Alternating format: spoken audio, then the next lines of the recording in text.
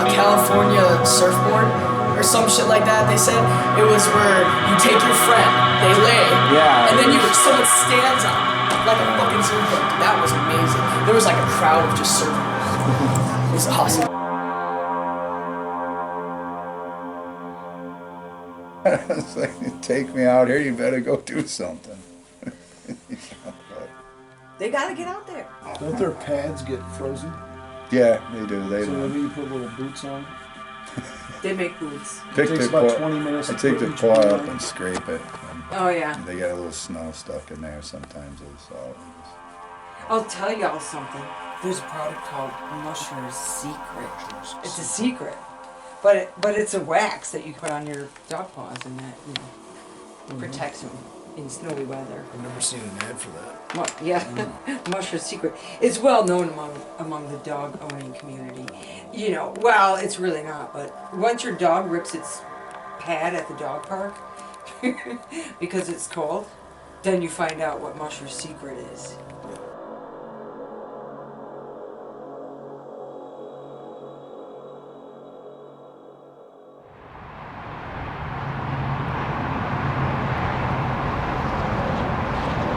Time passing.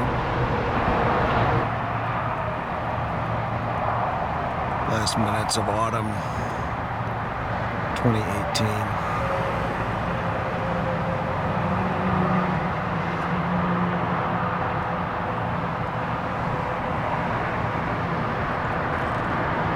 How many more autumns do you have?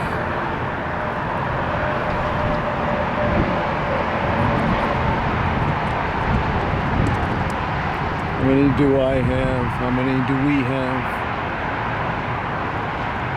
Use of pronouns applied to circumstances.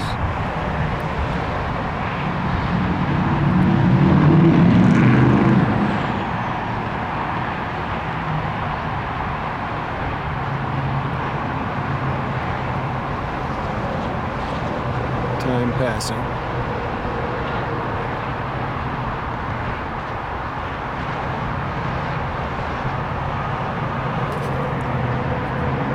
The relentless march of progress.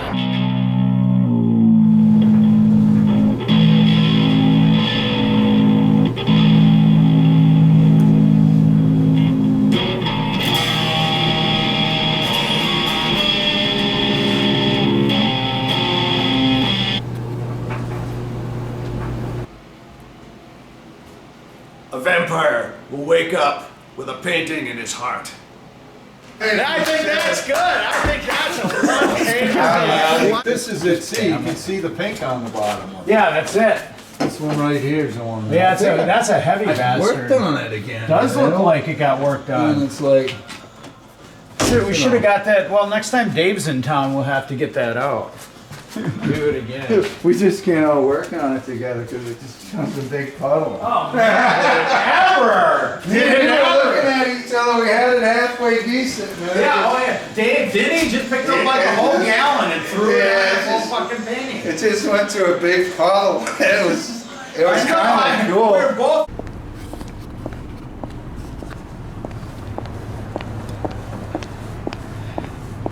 Can you tell me where the nearest gas station is? Right, yes, it's you go this way, and then you take a left there. I think it's right over there.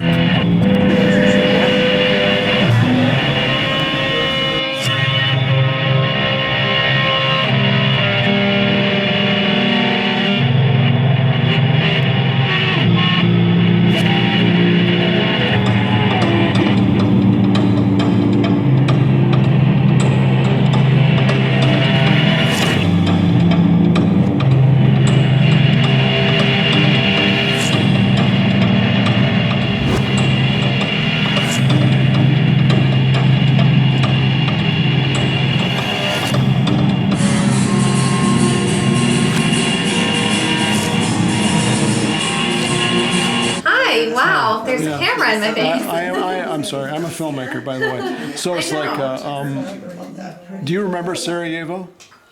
I just have, I would say, the bare bones of memories of the apartment where we lived and my grandparents' house, but I don't remember Sarah. Do you remember walls and ceiling and a balcony and stuff like that? I remember carpets, Persian style carpets, wardrobes. Probably because I was really little and I had to navigate wardrobes. You know, we didn't have closets the way American houses do. So I can take these cookies John, too. John, do you want some cookies? Not at the moment. I remember what the blinds and curtains looked like. They taste great. I remember how my grandfather liked to sit and watch TV. He would always sit the opposite way in a chair and put his arms, here, take these cookies, like this, you know, and he would like to watch boxing. I don't remember him watching boxing, but I learned that later. Did you leave before the war? We left during the war, in the early parts of the war. I see. There's a very tiny character, literally tiny.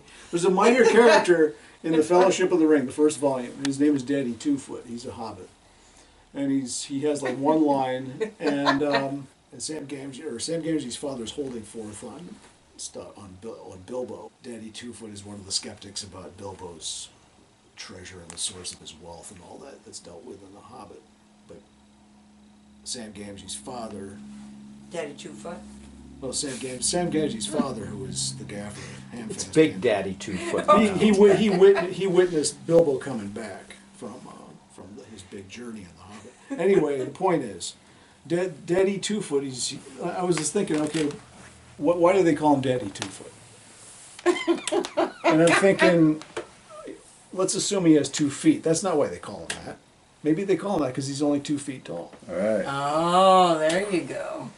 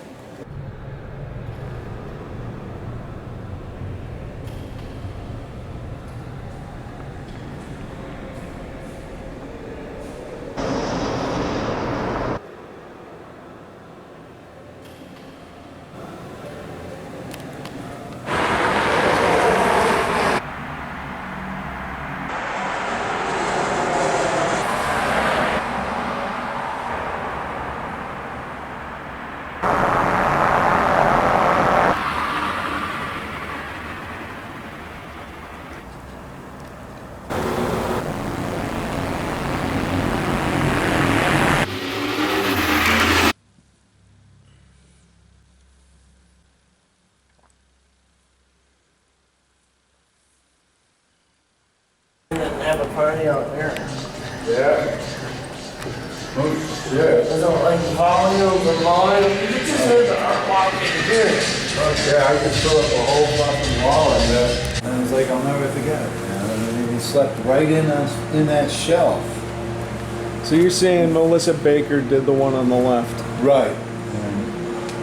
and they form a diptych. Pablo. Is this a diptych? Antonelli did that over there. But, Would you say that's a diptych?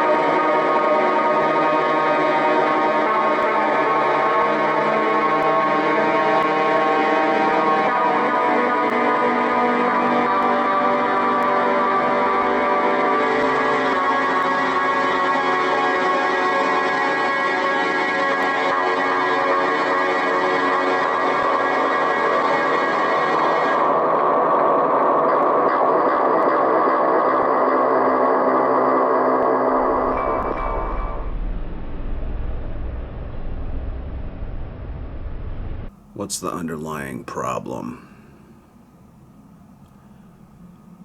Why am I here and there at the same time? Irresponsibility at the same time. becoming detached or seeking to become attached to it. To become detached.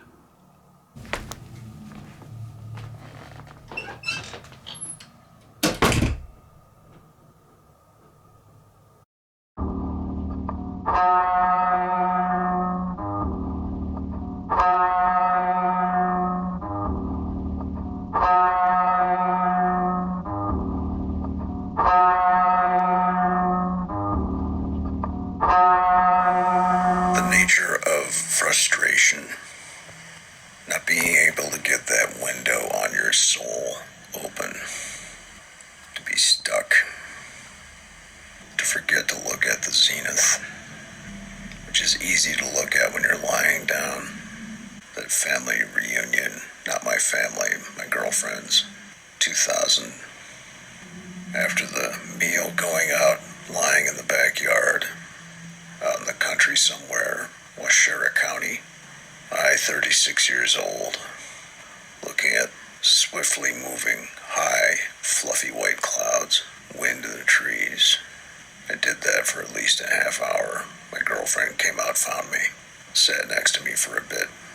Her presence didn't spoil the experience, but it took me out of that solitude, which can sometimes be a wonder drug. Look at that. It's a trumpet. It's a 1928 trumpet made in Elkhart, Indiana. Wow. Yeah. Beautiful. And it's, I mean, I sound like Bix Beiderbecke when I play this thing, man. This is this the one that you just mentioned? In